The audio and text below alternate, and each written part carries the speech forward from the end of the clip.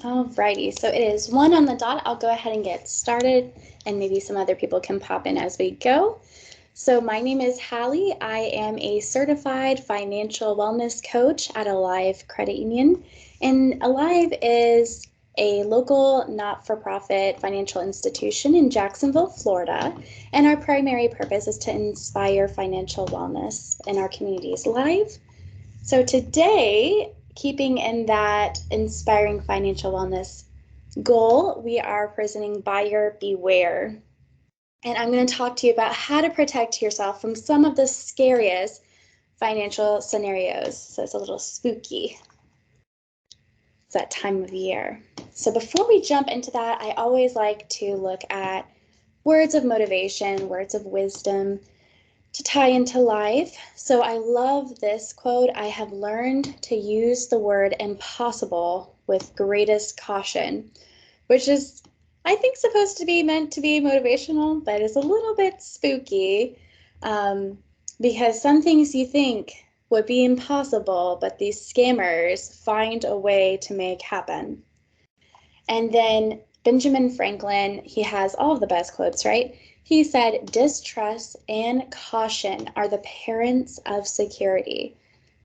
So while we don't want to go through life being distrustful of every single person we come across, it is in our best interest to kind of look at things through a step back lens, I don't know, I'll proceed with caution. So today, we're going to go through a couple things. We're going to go through understanding scams, and then we'll look at predatory lenders, which is a major problem here, especially in Jacksonville, Florida. And then preventing identity theft, how to prevent yourself from losing your identity to a online crook or in person even. And then what you should do when all these things happen. And then following this webinar, I'm going to be sending out a very simple sheet email that will kind of give you all of this part of it, the response part. If you watch the replay on YouTube, which will come out usually about 48 hours after this, you can always email me at hhagist@alivecu.coop to get a copy of that handout. So what is a scam? Well, a scam could be any matter of things. It's just a dishonest scheme. Scam artists have been around for millennia, but there's a really common theme in all scams, and I think that you're going to see that by the end of this. So the most common scams are going to be email phishing, tech support scam, a romance scam, or even a lottery scam. Those are the 4 most common right now here in America. So what is phishing? Well, if you're a fan of horror movies, this is Carrie from Scream. And the way that Scream got Carrie to do what he wanted or to kind of play with her a little bit is he would call and he would seem legitimate or like he was somebody else. And then the gag would be up and she'd think it was a prank or she thought it'd be something funny, but it was not funny, it was scary. Same kind of principle with phishing. You may get an email that seems legitimate. Maybe it's saying that it's coming from JEA, your electric company, or it could say that it's coming from your phone bill company, or it could be even saying that it's coming from your bank or credit union. And it may look legitimate. It may have somewhere in there the name of the credit union, like it might say it's from Alive, and it might say it's from Hallie at Alive even. And then it might say something like, if you don't respond to this, we're going to go ahead and send out this wire for $10,000. Click this link. And you're supposed to click the link and enter in your password and your username.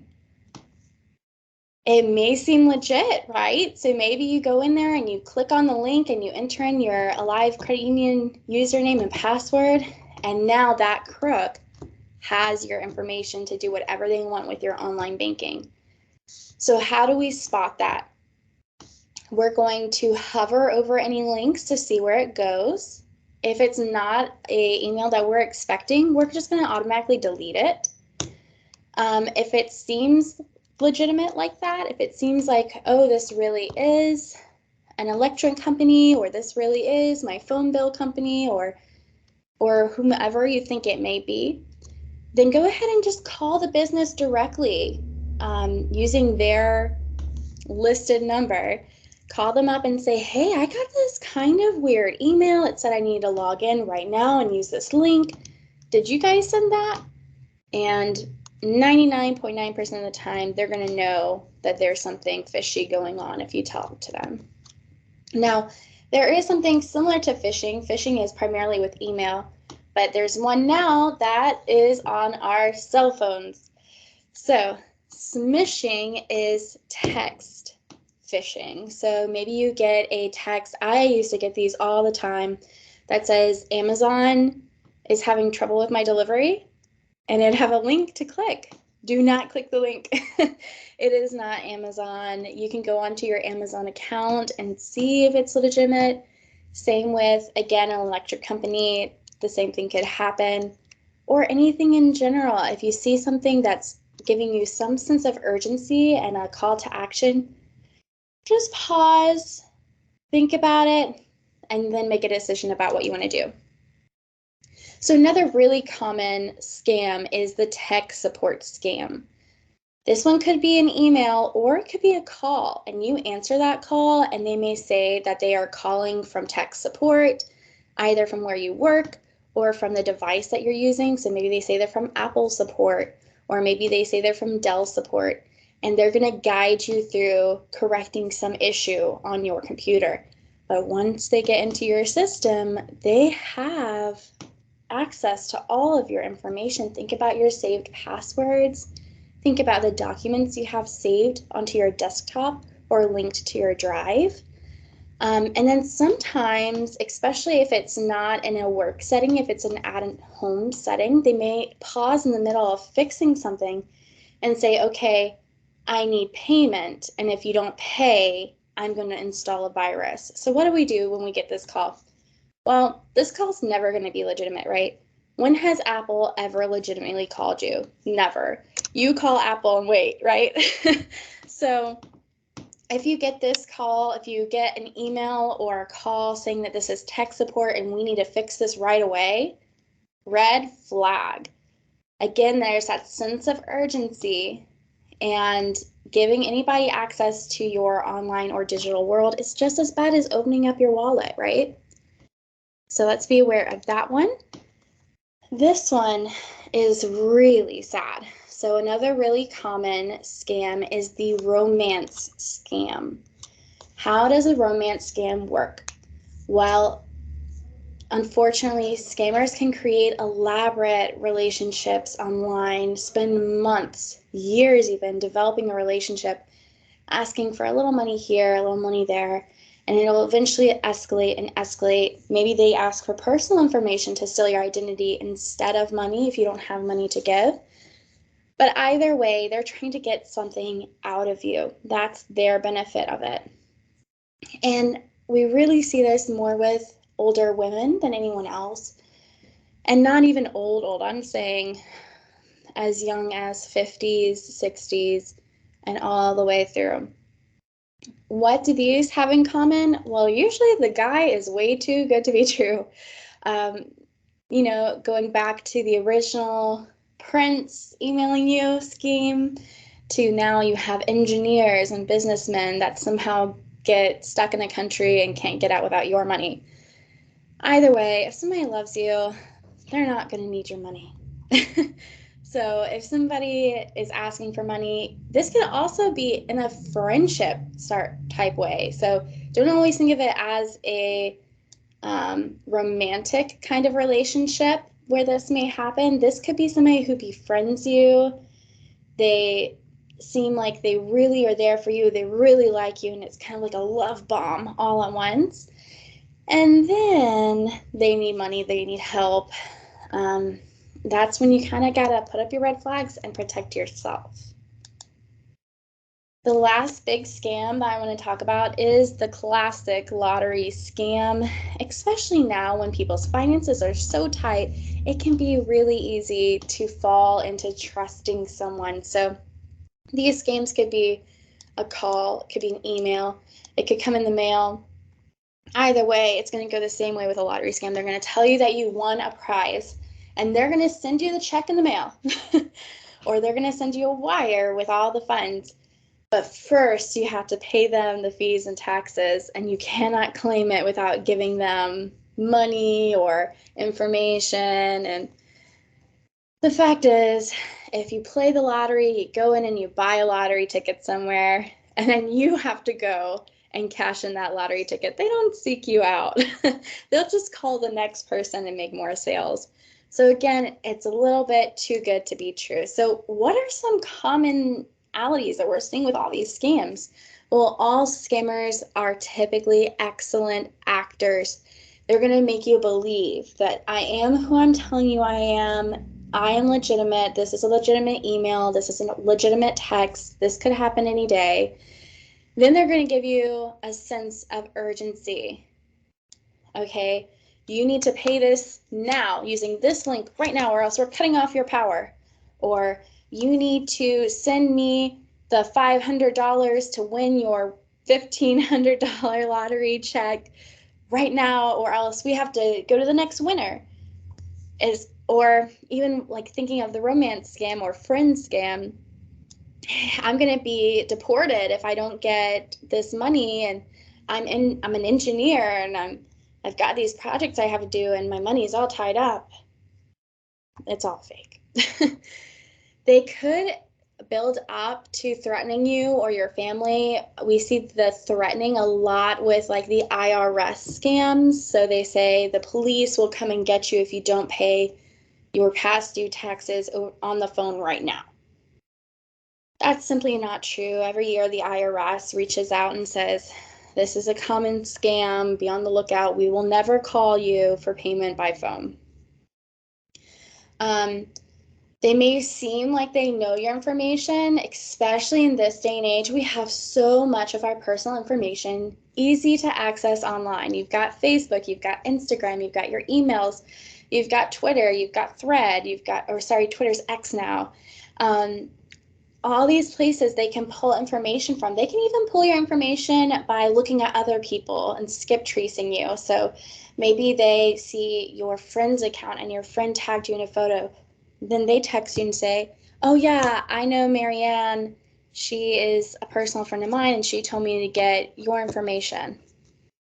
Red flag, just ask your friend. Did you give somebody my number? This is where it gets tough. A lot of times they don't want to get off that phone. They want to keep you hooked, and maybe they keep calling and calling and calling, hoping that you'll just send them away by just doing what they want.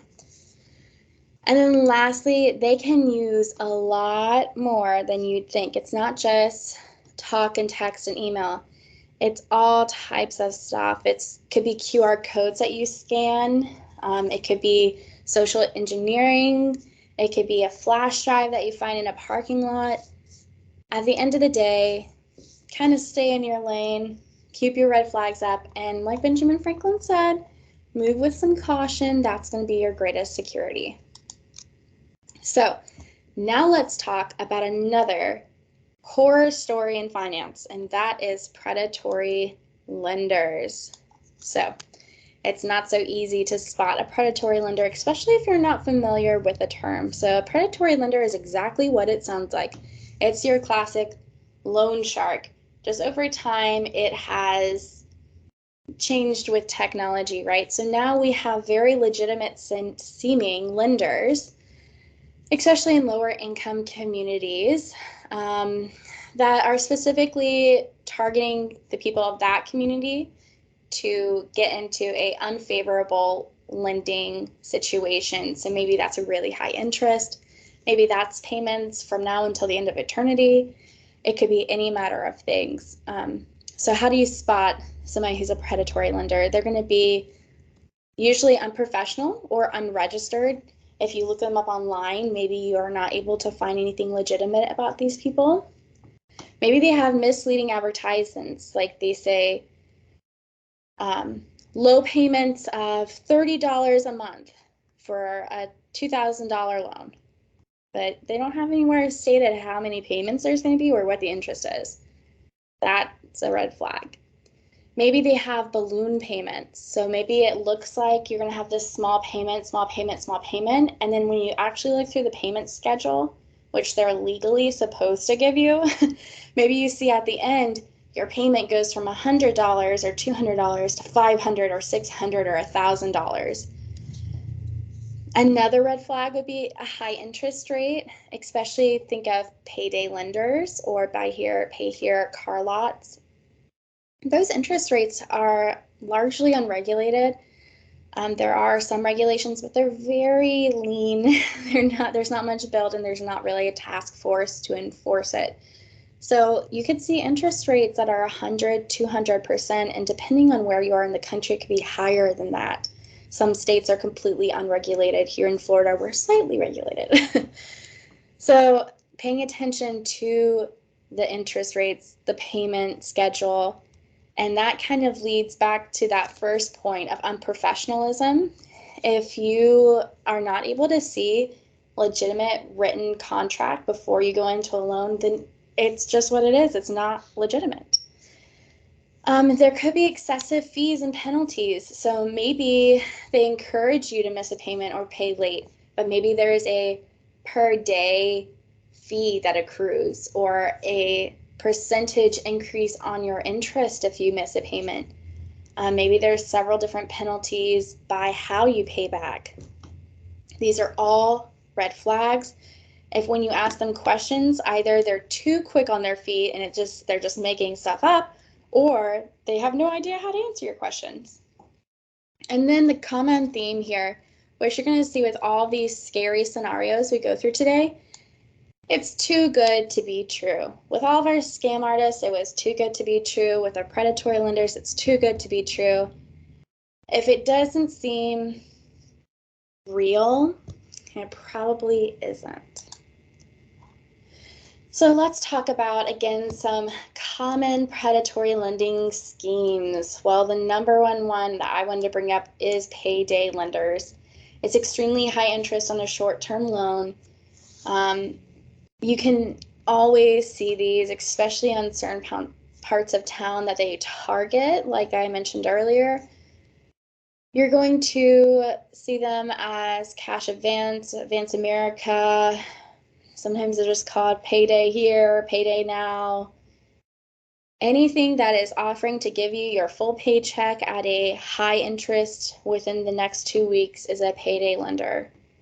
If you're in a situation where you feel like you need a payday lender, like maybe you're not able to make your bill payment and you're feeling kind of panicked, take a deep breath and explore some alternatives. You can do something like calling me, a financial wellness coach, for free advice on what some strategies you could use are, or you can reach out to your own credit union or a bank or a trusted friend or relative to see what ideas they can pitch you, what strategies they may have used in the past. And then really getting ahead of that is budgeting way in advance, knowing what your budget is and how much money you have. And then again, seeking that financial guidance. Another predatory lending scheme is a title loan. So a title loan seems pretty legit. You take your paid off car and you give them your title and you sign it over to them, and then they give you a very small loan, usually less than $5,000, and it's at very high interest. So maybe for that $5,000, you're making payments of $300 and you make that for 3 years. That's way more than you actually borrowed, but that's what's in that paperwork. If you're in such a place that you need money so bad that you're willing to sacrifice owning that vehicle, consider just selling the vehicle and using public transport or alternative transport, or maybe you can carpool with a friend or your spouse, or seek a low interest personal loan from a reputable lender. 2 more I have here are subprime mortgages. This one kind of catches you off guard as well. You might think that it's a good idea. Maybe you really need some equity out of your house, and so you go into this subprime mortgage that has a high interest but maybe a low payment. And that could be an ARM, which is an adjustable rate mortgage, which means over time They target people with poor credit. They build into that subprime mortgage hidden fees and penalties, and within an arm, that means that maybe it looks like this payment here, but over time it's going up and it's going up. So be really wary of mortgage shopping. Don't settle for the first one that you find. Ask, is this an adjustable rate mortgage? It's a yes or no question. There shouldn't be any explaining. And then, do you notice that there's a teaser rate? Does it say you could have a mortgage as low as 2%? That would have been realistic 2 or 3 years ago, but not today, not even with perfect credit. And then carefully review all lending paperwork. This is an always rule. Another common predatory lending scheme is a buy here, pay here. So that's usually for lemons. We do have the lemon law in Florida, but it doesn't protect you from buy here, pay here lots. They still exist. So it's going to be a high interest vehicle. There's going to be inflated prices for what it's worth. Sometimes it's a salvaged title, which means you can't legally get a normal loan on it. Maybe there's unnecessary add-ons. Maybe they charge you for the floor mats and charge you a cleaning fee and charge you to get rid of your car, and it's just a lot. It's better to think that you're paying more. You won't pay more in the long run, but maybe up front it looks like you're paying more to go to a legitimate car lot. Or use something like CarMax where you know what the price is up front.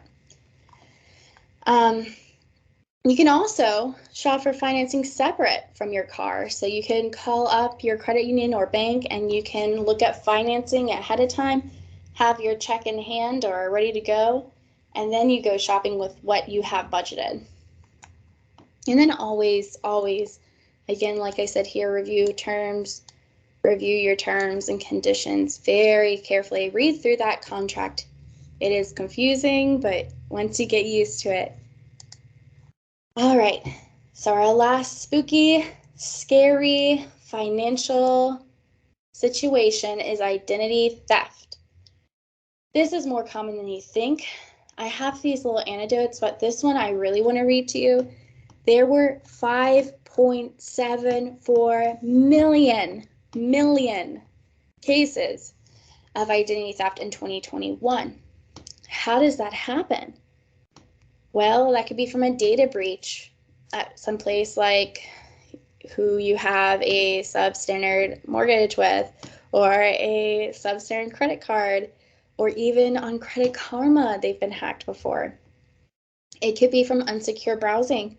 Maybe you're surfing around on the internet and you get onto some of these fake shopping sites, entering your personal information to make a purchase, never received the item, and now they have your personal information. They can sell it. It could be from mail theft. That's kind of a traditional route that identity thefts take. It could be unopened or discarded mail. Make sure you're checking your mail every day. Just open your mailbox, a P.O. box even. You don't want to leave it just sitting there overflowing over time. And then phishing and spam attacks, like we said, those emails, if there's any sense of urgency, or if it's a legitimate company you think, call the company off their listed number. Don't believe that email, especially with that sense of urgency.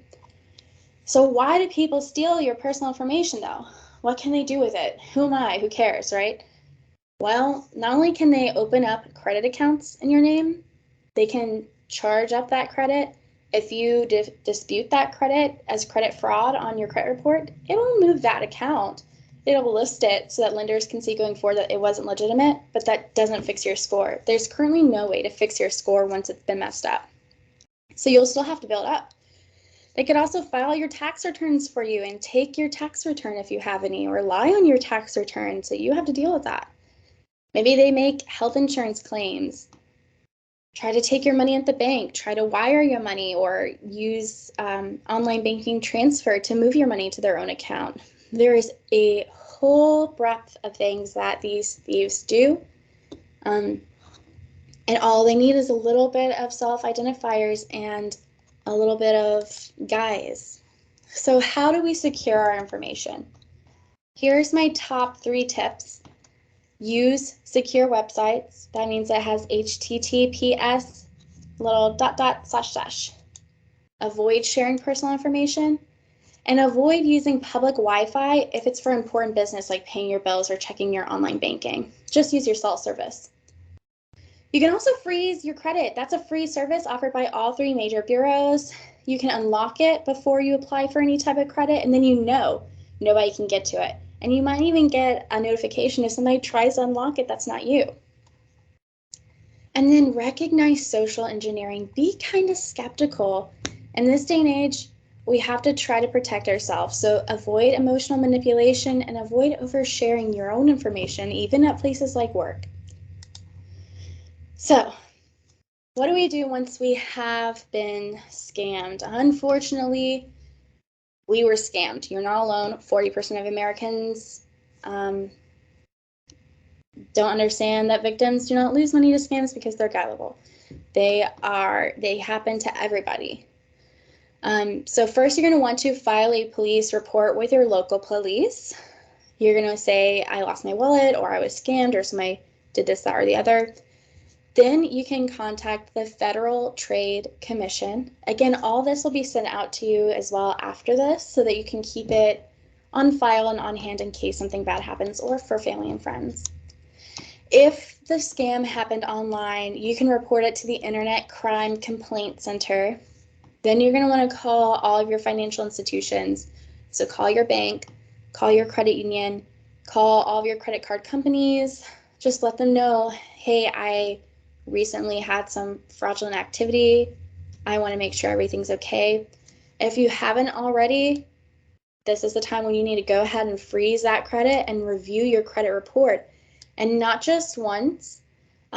Sometimes it can take 2 to 3 months for something to actually be reported and come through on your report. So really review that credit report and make sure everything is legitimate. And then also alert your family and friends, because if it worked on you, it may work on them. And just being open and honest could prevent them from having the same situation happen. So that is in my opinion, the top 3 kind of scariest financial scenarios. I wasn't able to go too far in depth, but I would love to one-on-one. At Alive Credit Union, we do offer free financial counseling, which is just one-on-one sessions with myself and my team, where we just look at things and kind of give you a little support, maybe a game strategy of what to do to meet your financial goals or to protect yourself from situations like this. So I'll hang out for a few more minutes. Thank you so much for joining me for this session. And if you have any questions, feel free to pop over into the chat and let me know.